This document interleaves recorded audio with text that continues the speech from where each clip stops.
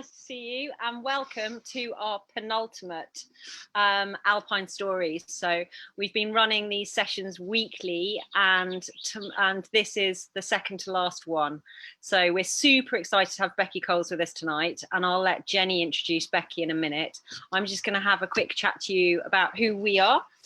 For those of you that don't know, so we are a community set up to support women in achieving their alpine dreams, and we do that by running in-person events, both summer and winter, where we get together and practice all sorts of things, from alpine skills, crevasse rescue, traveling on glacier, to rock climbing, multi-pitch climbing, stance management, all those sorts of things. So all the skills you might need in an alpine environment.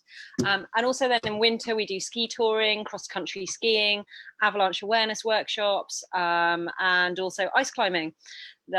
Just recently we were in Hemsedal this year, and we had women who did a beginner track for both ski touring, beginner cross-country skiing and ice climbing, all three in a week, which was amazing. So that's a little bit about what we do in person. And then online, we have an amazing website. Our members post their favorite alpine routes. So that's a really good resource if you're looking for inspiration for routes to do in the Alps. We've also got videos on things like crevasse rescue, and also we've got other stories and inspiration can be found there. So that's a really useful resource. And we're going to build out the website as much as we can this year in terms of helping it to using it to support our community better. So that's what we do online, and also obviously we're running talks like these. And as I mentioned, we're coming to the end of our weekly sessions, but we will still keep this going, but we'll probably keep it going on more like a monthly basis, because I'm sure you'll have gathered it takes quite a lot of effort to put these together, and Jenny's done a fantastic job in liaising with all the speakers and getting us some great content. And Lizzie, it's been like nearly a full-time job for her, setting up all the production for this and doing all the promotional week. So they've worked really tirelessly to bring these to the fore. So I think we'll probably go to a monthly setup afterwards, but we'll certainly keep them running. So that's enough about us and what we're doing. Please do check us out on the website and join the private group if you haven't done so, and sign up to our newsletter. A few bit of housekeeping rules from me. You may have noticed we've muted all your mics and turned off your videos. That's just so that while Becky's talking, she's not too distracted, but we will have loads of Q&A at the end. So Jenny will host Q&A, and she'll walk you through how you can raise your hand. But essentially you can raise your hand digitally, and then you can wait to be called upon. And if you want to share your face and ask a question in person, that would be lovely. We really appreciate that. But if you're shy and you don't want to, then you can just raise it in the chat and we will ask it for you happily.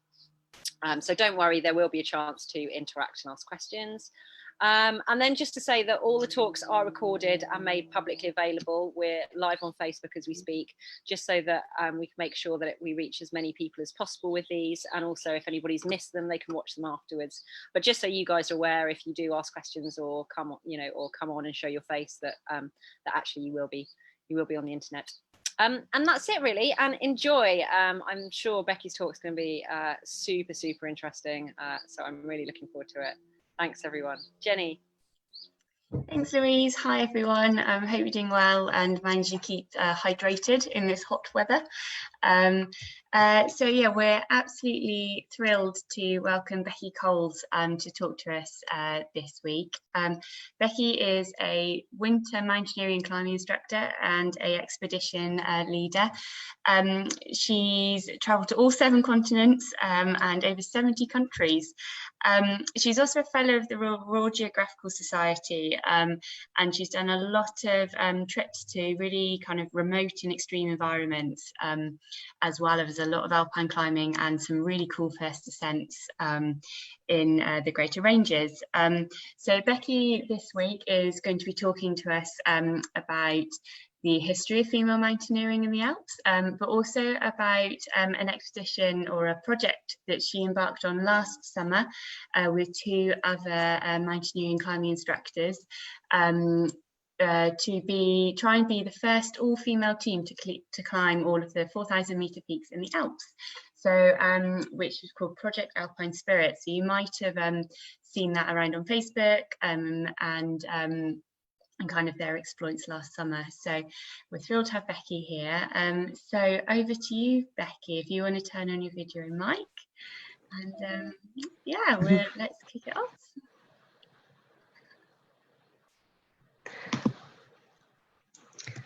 So thank you very much, Jenny. And yeah, I'm just going to talk about, well, one of an alpine adventure that I had with two other women last summer. So with Lou Beetleston and Mo Barkley, also mountaineering and climbing instructors, and talk about our trip in the Alps, but also some of the historic female alpinists that had inspired us to do some of the routes that we did in the Alps.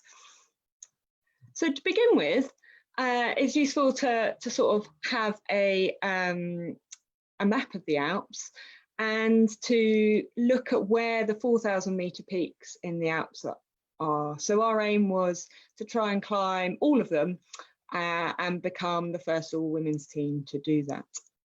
So they stretch across 3 alpine countries, Switzerland, France and Italy.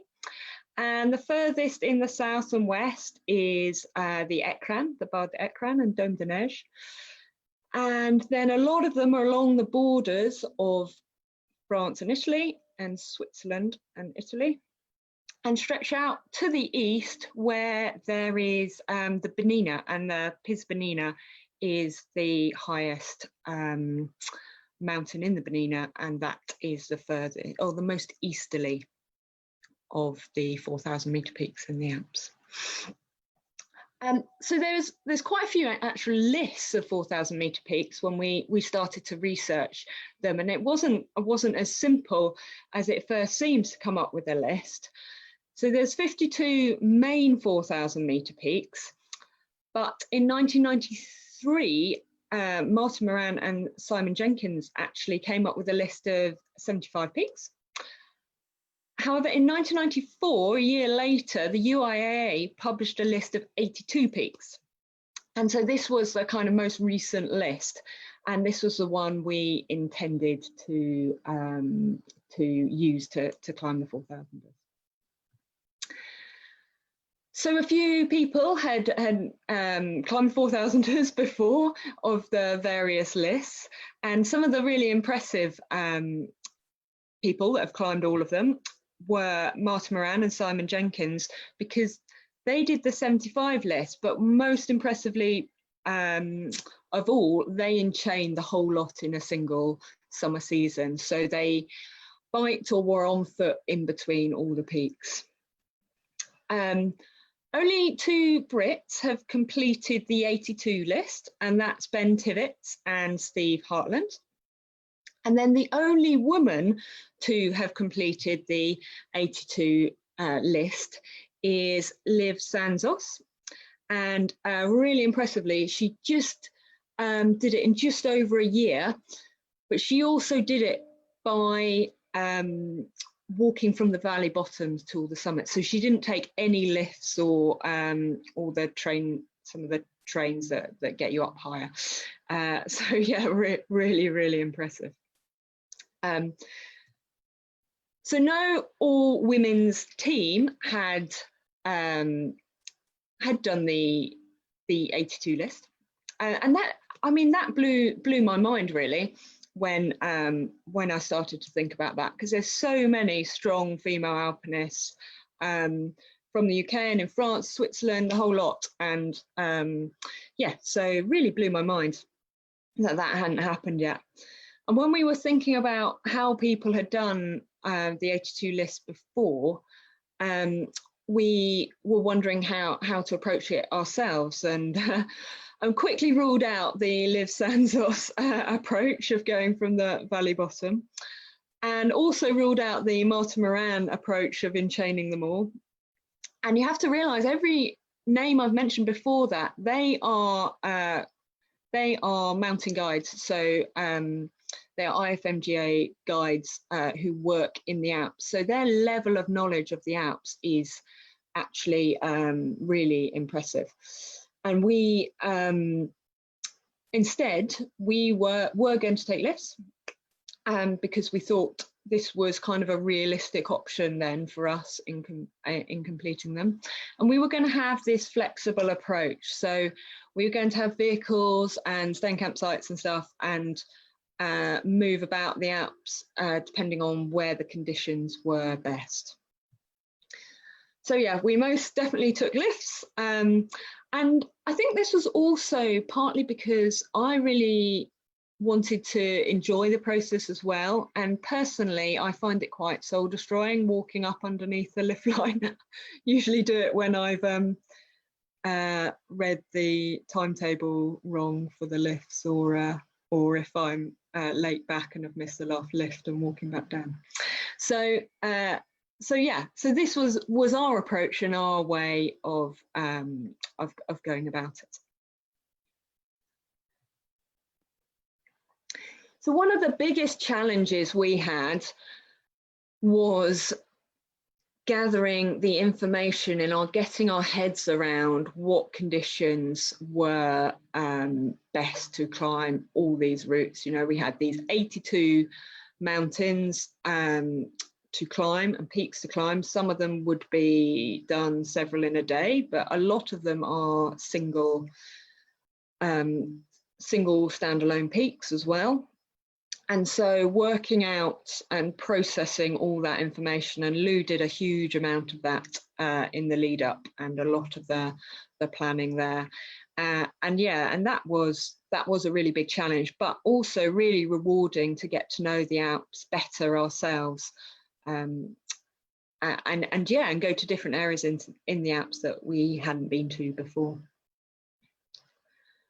So we began climbing them, Lou and I began climbing them actually in April last year, and we went out for a short period in April to do some of the ones that were accessible on skis, and then returned again to the Alps with Mo as well, and then for a longer summer season from the middle of June last year. So really impressively, Lou had only skied for 4 weeks before we went out last April, and we skied 12 of the 4,000ers in 2 weeks whilst we were out there, and that that was really enjoyable.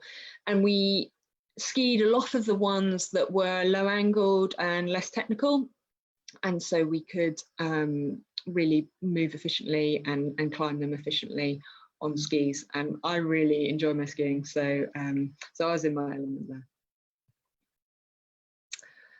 there. One of the peaks that we skied was this one. This wasn't our group, this was a group we came across. It was on the Bisshorn, and the Bisshorn is a lovely ski actually. I hadn't been before, so really enjoyed that. And we were following the footsteps of one of the historic female alpinists here, Elizabeth LeBlond, and who was a really impressive woman. She was born in Dublin, and she went up the same route and on the Bisshorn, but in summer, not on skis, in 1884. And actually she summited a point that wasn't quite the summit, but that was known as Burnaby Point. That was her maiden name at the time. So and summited that peak then, and that was in the 1880s. She's actually a pretty interesting woman. She outlived each of her 3 husbands, and was clearly clearly one of them didn't make a very good impression on her, because she didn't even mention him in her autobiography. I think one of the most impressive things that she did was that she was a real pioneer of winter mountaineering and winter ascents in the Alps. So that wasn't being done really by guys, and so and she wrote the first book on winter mountaineering. And she also made the first manless ascent of any peak in the Alps, which she did with Evelyn McDonnell and that was on the Piste Belou. So that's in the Bernina, next to the most easterly 4000er in the Alps. She made that in 1900, and not only was that the first manless ascent in the Alps, but also that they did it in winter. And she was also a really formative figure in setting up the Ladies Alpine Club and became the first president of the Ladies Alpine Club as well. So a pretty impressive figure at the time.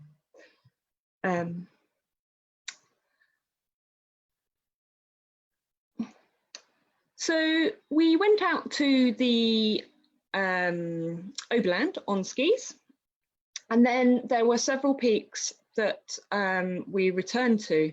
So actually we took the skis back out in June because it had been a really snowy May last year, if anyone can remember that.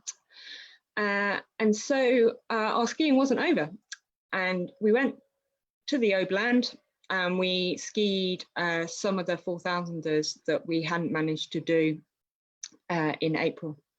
And one of them was the Jungfrau here, and we'd left our skis and begun climbing now. It was really snowy actually, and we just made it up it really, breaking trail the whole way. The Jungfrau is known as the Maiden Peak, and prior to that, it's also been climbed by a woman who then made a winter ascent of the mountain, and she unfortunately then had frostbite afterwards. So these winter ascents were still going on by these early female alpinists. So prior to the bad weather coming in on the Jungfrau, we actually skied across to the Finsteraarhorn, and we had great weather for that. And we climbed the northwest ridge here. But there was a woman that climbed on the Finsteraarhorn a bit later in the 1920s and 30s called Miriam O'Brien Underhill. And she did a much harder route actually up the Finsteraarhorn that's rarely climbed now. A hard technical route on the northeast face. And this ruffled quite a few feathers as well. And she especially ruffled some feathers when she climbed the Grepon, again with another woman. And this led to this kind of rather infamous quote about a disparaging remark about their achievements on the Grepon, which was thought as a really hard climb at the time. And she did a lot of really impressive stuff. And one of the most impressive things that I think she did, and the hardest route that you have to undertake to climb the 4,000 in the meter peaks in the Alps, is the Aiguille du Diable. And this was a picture I took from a number of years ago, and it shows these 5 pinnacles here. I don't know if you can see with my cursor, there's 5 pinnacles. So that counts as 5 4,000 meter peaks that you do in a day, and then you finish on Mont Blanc de Tacal up here. And Miriam was not only the first woman to climb this, she did the first traverse of all those peaks with her husband. She climbed a lot with her husband and a guide. And they did that pretty early on in 1927. They did that. All the peaks had been climbed previously, some actually by her husband, but she was the first to traverse them.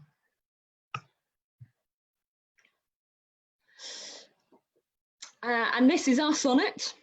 So this is the most technically difficult climbing you have to do on the 4,000 meter peaks, but it's not as difficult to get in condition as some of the others that we still haven't done, and also it's not quite as long and committing as some of the others as well. But technical difficulty, it's one of the trickier ones, and you have to climb up all these spires and then abseil back down and then climb back up, and then actually at the end is the last pinnacle. That's the most technical climbing of the lot. So yeah, it packs a punch right to the end. You get into some pretty spectacular positions when you climb it. And yeah, it was a real highlight actually of our highlight route of the summer last year. But another route that was a real highlight was climbing the Schreckhorn and Lauterahorn.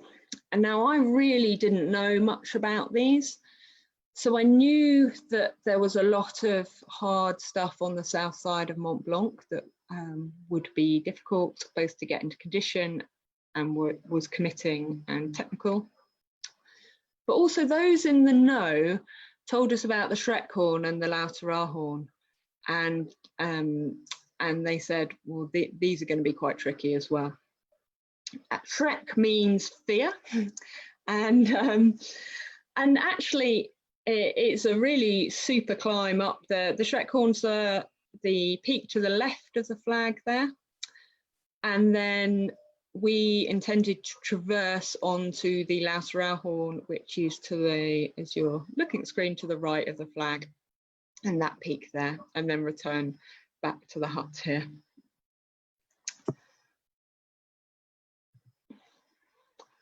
Yeah, really super climbing on the Schreckhorn.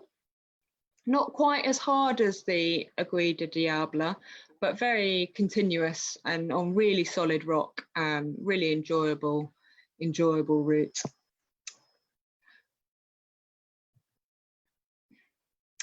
And this is looking back at the Schreckhorn, and we've come up the left-hand skyline of the Schreckhorn onto the summit there, and then we've descended back down the ridge, and now we're continuing in on the Lauteragrat to reach our second 4,000 metre peak of the day, the Lauterahorn.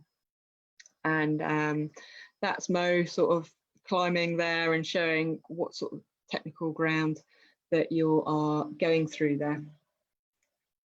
And so it's pretty incredible that this was first climbed in 1902. And it has quite an interesting history, because it was not only first climbed, the first ascent was made by two parties on the same day, going in either direction. And what's even more incredible is that both parties were led by, at the time, strong female alpinists.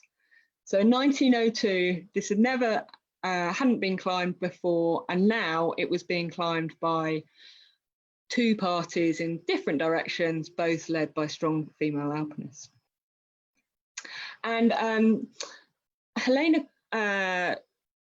Kunst was one of the women, and she was actually given the actual first ascent, so she must have completed it slightly faster. And there's very little information about her.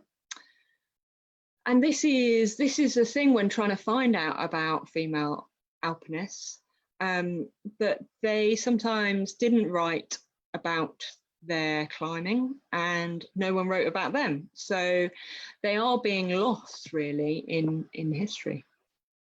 But the other person climbing in the other way was a lot more well known, and she's known as Gertrude Bell. And she is well known for a lot of her exploring as well, all around the world, and archaeological digs, as well as her alpinism. So very multi-talented woman. So it was pretty much this time last year when there was a big heat wave in the Alps. So similar to what we've had here in the UK today. And we came down from the having done the Dufour Spitz, and we were down in the valley in the heat and wondering what we could climb that wasn't going to be out of condition because of the heat and the snow all coming down and that sort of thing. And yeah, we're down in the valley looking up at this mountain thinking like, oh, actually the Matterhorn's probably in perfect condition to go and climb right now, or the Hornley Ridge anyway, on the Matterhorn. And the Matterhorn obviously being one of the most iconic mountains in the Alps. And so going up at the end of June was a real privilege actually, and having it in conditions then, because the Hornley Hut was still closed. So actually it was really quiet on the route. And so we had a really good experience on it actually, and not climbed the Matterhorn before. So hadn't had anything to compare it to, but we had been a bit worried about the crowds in peak season. And we'd actually earmarked it for later, for September time. But due to this heat wave, there was a lot of routes that we couldn't do. And so we were in Zermatt, so the Matterhorn became kind of on the itinerary. Now, Matterhorn, there was a real race for climbing the Matterhorn of being so iconic. And Edward Whymper first climbed it in 1865, and that's very impressive. There's these up the trickiest bits now. There's these, I call them gym ropes. They look like gym ropes you had at school, and this obviously makes passage a lot easier and faster as well when there's so many people usually on the mountain. One of the historic female alpinists that was trying to be the first woman to climb it was the American Meta Brevoort. And she was a really experienced alpinist, and she did many winter ascents again. This theme of these early female alpinists really pioneering the winter ascents. But she not only did that, but she also really pioneered the high mountain bivvy as well. People were still using huts and that side of things, but she realized actually by bivvying high up, it opened up more routes for her. And she climbed, as was normal at the time for women, to be climbing with a male family member. And she climbed with her nephew, who was quite well known at the time, WAAC Coolidge, and he was well known not only for his mountaineering but also because he wrote books on mountaineering history. Notably, however, that despite the pioneering nature of the ascents he did with his aunt, he never actually wrote about her in these books. And she was really wanting to climb the Matterhorn, was in the race for the first female ascent of the Matterhorn, but she was pipped to the post by just days.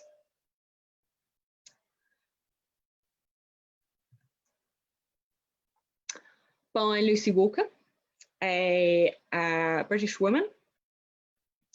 And her ascent was just 6 years after Whymper's, so really not far behind the first ever ascent of the Matterhorn. And she's really known for that climb. However, her climbing career stretched 21 years, and she made ascents of over 95 peaks, and passes were included at the time as well.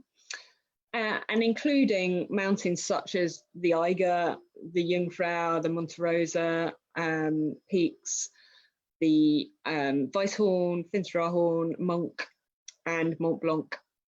So she was climbing a lot at that time. She typically climbed with her father or her brother. However, she wrote nothing about herself or about her climbs. And so we've got no sort of personal accounts of her climbs at all. And we don't even know why she retired from climbing. But she did become the second president of the Ladies Alpine Club. And for us, climbing the Matterhorn was fantastic to follow in the footsteps of Lucy Walker, because it was the same route that she had climbed. But also the Matterhorn, it really dominates the skyline, and it's just on the right here. We're on the Brighthorn here and looking back to the Matterhorn on the right. And many of the 4,000 meter peaks you climb, you can see the Matterhorn. So I feel like we have seen the Matterhorn sort of from every angle almost. It was always there and it was always present as we were climbing.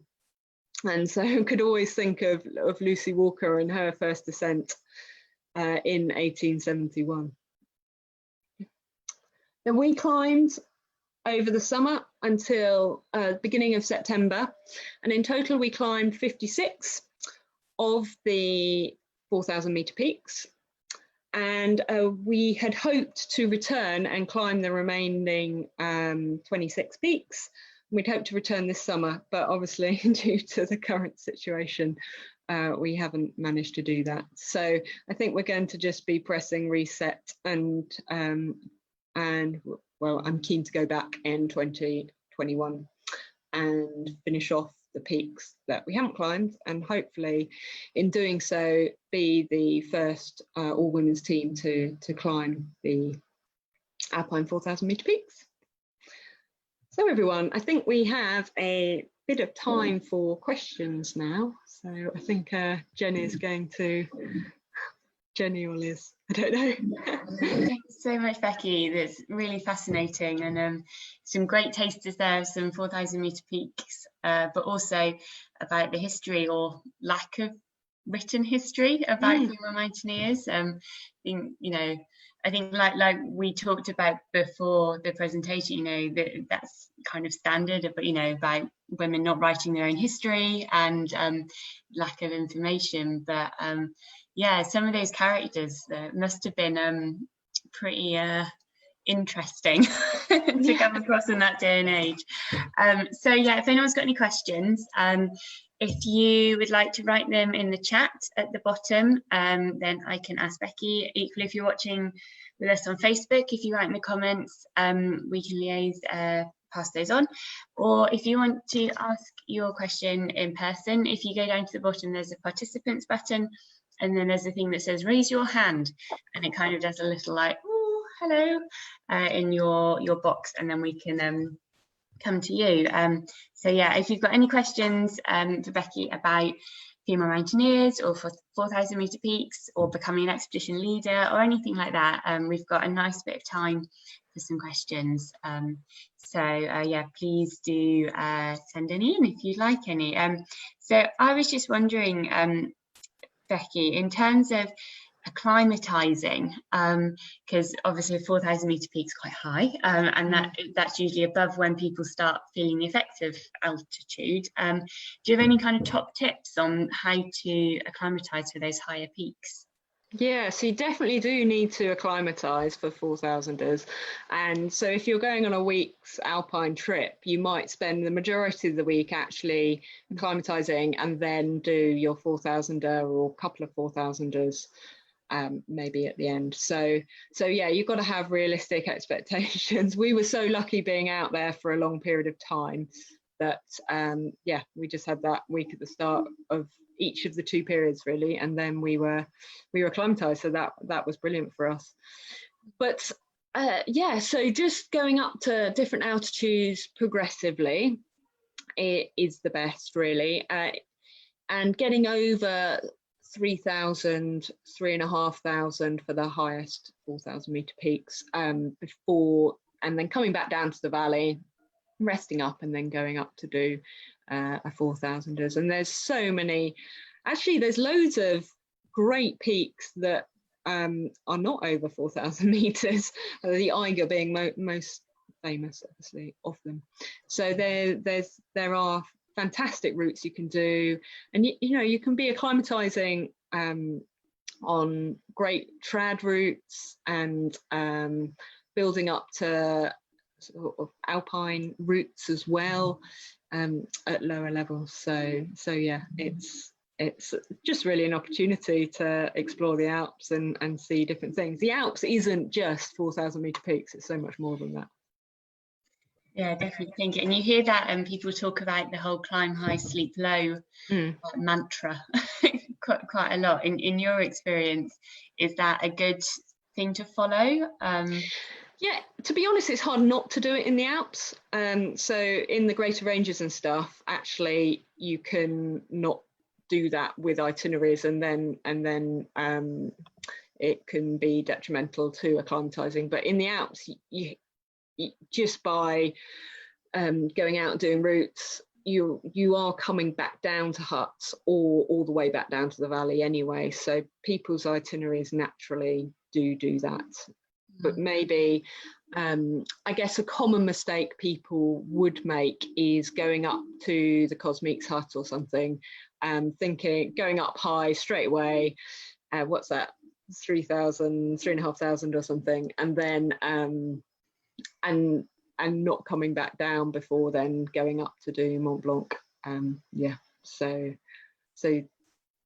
but it's not in many places that's actually possible in the Alps. Thank you, that's brilliant advice. Got a question from Kat about, so you climbed the Matterhorn in June and the Hornley hut wasn't open. Did you climb it from the valley or did you bivvy? How did you get around the hut not being open? Yeah, so usually when the main huts aren't open, then there's the winter room that's open, but actually we hit it right at the time they were changing over. We phoned them right at the time they were changing over from winter room to the main hut. So we couldn't use the winter room either because they were shuffling stuff around for storage and that sort of thing. So we did bivvy, but we had to bivvy quite low down because there's big signs up saying you're not allowed to bivvy close to the Hornley hut, clearly because it's well used. So we bivvied low down. That added a few hours onto our day, but yeah, definitely worth it for the lack of crowds. I think it was I think knowing about the winter rooms, it can be really helpful, can't it? Especially because you've got that awkward period between ski touring season and then main alpine climbing season, haven't you? So yeah, checking if huts have got winter rooms can be really helpful, and what equipment is in there as well. Yeah, I love the winter rooms. I love climbing in the Alps in June. I think it's it can be a really super time if you can remain flexible, because I've had really snowy Junes like last June, and then really dry Junes where I've also climbed the Eiger in June and things like that. So yeah, and stayed in winter rooms, and if you go midweek and it's usually really quiet and the weather's and you just go with whatever conditions there are there, and I've had a brilliant time doing that. Fantastic. Someone wants to know what is the fitness or training regime you follow to get ready for such trips? Right. Yeah, so I mean, I work in the mountains, so a lot of the training I need to do is about actually preventing injury and not overtraining, I think, which can be quite different to what other people are trying to achieve. And I think really with training for the mountains, you need to train endurance, and however you do that, the best obviously is getting out in the hills, but people do achieve that out on a bike or lots of other ways as well. But I think we are beginning to realise that we don't just need endurance in the mountains, we also need strength. And I think having that, and I've certainly neglected that a bit in the past, and some strength training and gym work is really beneficial as well for injury prevention, but also for having that kind of being able to step up a gear. So it's great to be able to plod all day, that's brilliant, but occasionally we just need that gear change, and whether that's to get to the bottom of a route first or to get off a peak if the weather's coming in or something like that. So yeah, definitely combine some endurance training and make sure you're doing a bit of strength training as well. Fantastic, thank you. There's some quite good resources out there, like Training for the New Alpinism and the Uphill Athlete, and that I think a lot of more attention has gone into that in the last few years. So yeah, those are good tips. I think that power endurance is something that not quite thought about. Thanks. Got a question from Avril. I hope I said your name right, sorry. She has brilliant achievement for the number of peaks you climbed in such a short space of time. And then she wants to know, do count as climbing all the 4,000ers as a team, even if the three of you didn't climb them each together? Do you all still have to go and climb each of the 4,000ers? So everyone in the team has done them? Yeah, so people ask me about kind of what are the rules. Well, this is mountaineering, so you sort of make up your own rules, and you know, there's no set rule book really. So I think what we're trying to achieve is to have an all women's team of and it might have been made up of slightly different people, but actually get to the summit of all of the 82 4,000 meter peaks. So yeah, that was our plan, and we're doing it with lifts, and we're doing it over any amount of time, because no all-women's team has climbed any of the lists over any amount of time. So I think that's sort of also important to say. Yeah, definitely. And I think one of the things that, you know, one of the reasons we started this club, this community to join, is because the lack of all-female teams that you see out. And you know, that's something that we'd really love to address. And I don't know what difference you find climbing in an all-female team. I don't know if, like, previously, has most of your Alpine experience been with a mixed team, or have you noticed any differences? Usually, because my partner climbs, so you kind of default to what's sort of easiest to organise, and sitting down over dinner during an evening and arranging climbing, you know, with your other half is just the sort of lazy option, I guess, really. And that's what I've kind of defaulted to, as many people do. And yeah, so it was interesting to see out in the Alps. I hadn't really been noticing all-female teams beforehand, and I don't think anyone was that, you know, sometimes people approach us and say, oh, you're an all-women's team, but mostly no one was that bothered. But I was noticing other all-female teams, and in the time that we spent out there, I saw 8 all-female teams, lots of women in the huts, lots of couples and mixed teams, but all women's teams there was only 8, and they were almost exclusively in the Mont Blanc kind of Massif area, Chamonix area. So yeah, that really highlighted to me the lack of all women's teams out there. So yeah, and I think we can, you know, speculate why that is, and it's hard to say really. I think there are less women climbing, and so there's even less likely to be all women's teams climbing. A lot of people like myself climb with our partners, not that because we need to be led up and anything, which is often, or we're coerced into it, which is often pointed out. It's not anything to do with that, it's to do with convenience. He likes climbing, I like climbing, we go climbing together. It's what we do together. What else are we going to do? Yeah, exactly. So yeah, there's that aspect. It's difficult to say. I think maybe less women are climbing up this level that they feel comfortable and confident alpine climbing. I think maybe that's also true. I mean, you see a lot of female boulderers, sport climbers, and then it just becomes a bit less once you get into trad climbing, winter climbing, and then even less, I feel, especially for Brits once we get up to alpinism and high altitude mountaineering and stuff. And climbing with other women, I think it's very personality driven, to be honest. But I would say there was one thing, it's quite an advantage actually getting really slick at your rope work so you can climb in a 3, because it does help to divide the weight for certain alpine routes actually amongst 3 of you rather than amongst 2 of you. So yeah, but that means slightly trickier or rope work. So yeah, you just have to get more proficient at that. Thank you. Yeah, good thoughts there.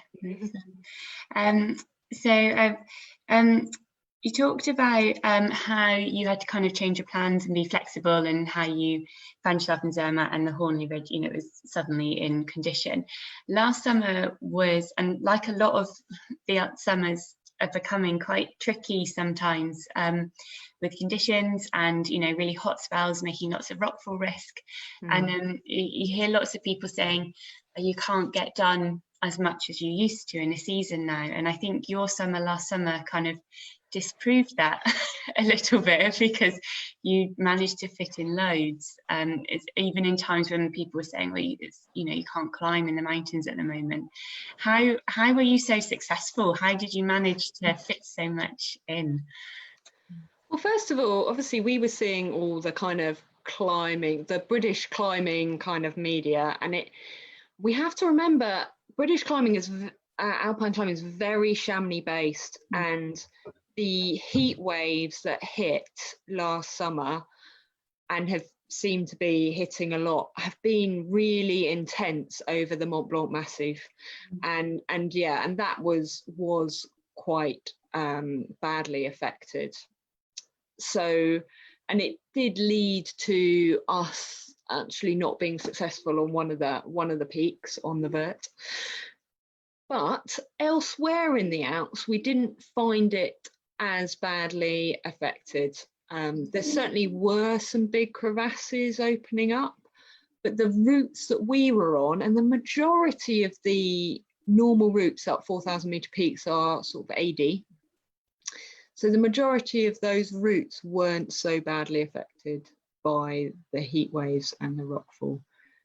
But the Mont Blanc Massif was, and I think because it's so many Brits are out there, then it was really being reported back, and understandably with quite a lot of concern. Yeah, I think that flexibility theme has really come up over all of the talks that we've done, and being able to be less Chamonix centric and explore different ranges and that kind of thing is, so it's good.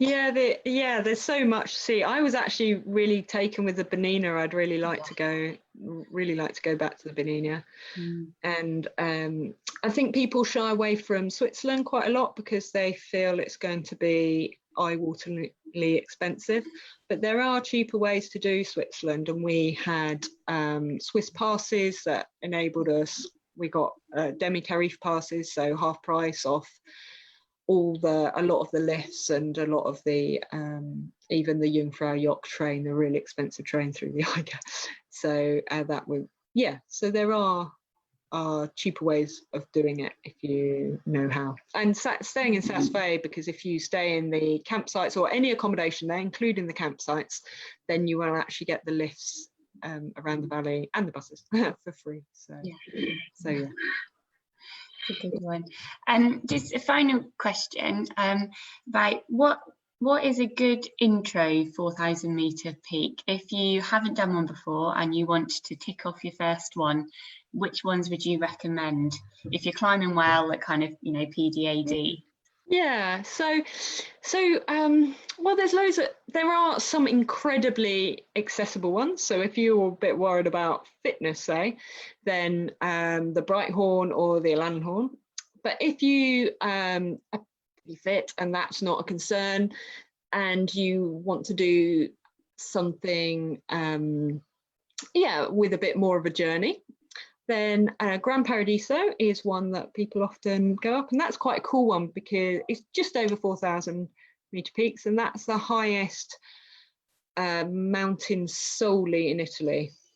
Mont Blanc's on the border, Italy, France, but Gran Paradiso is wholly in Italy, and then you get the nice food in the huts and that sort of thing as well. Yeah, and the other one, we talked about Sasve as a nice base, and I think the Weissmies are quite a nice traverse one. Just the Weissmies is really nice. There's been some issues with the Seracs on that, so you just have to check that out before you go. So yeah, there's quite a few nice ones actually in the Sass area. Yeah. Excellent, cool. I think that's all of our questions in. So thanks very much everyone for participating, and thanks so much Becky for coming and sharing that story with us. It was fantastic to hear about, and I think I definitely want to know more about those women now, and see if we can find out a bit more information, maybe for a blog on our website or something. Maybe I could share some of the books that I've been reading about them. There's one that's a compilation of a lot of the achievements that women did, but I've just got hold of Miriam O'Brien Underhill's book, autobiography, so I'm reading that and I'm really enjoying that actually. Yeah, that would be great to have, just a little acknowledgement for them. So yeah, thank you. Well, thank you so much for coming and talking to us today, and all the time that you've put into the presentation as well. Really appreciate it. So thank you. So just so like Louise said, we've just got one talk left that we've arranged so far, and that is next week, same time, with Tanya Noakes, who is a regular guide for us on our meets.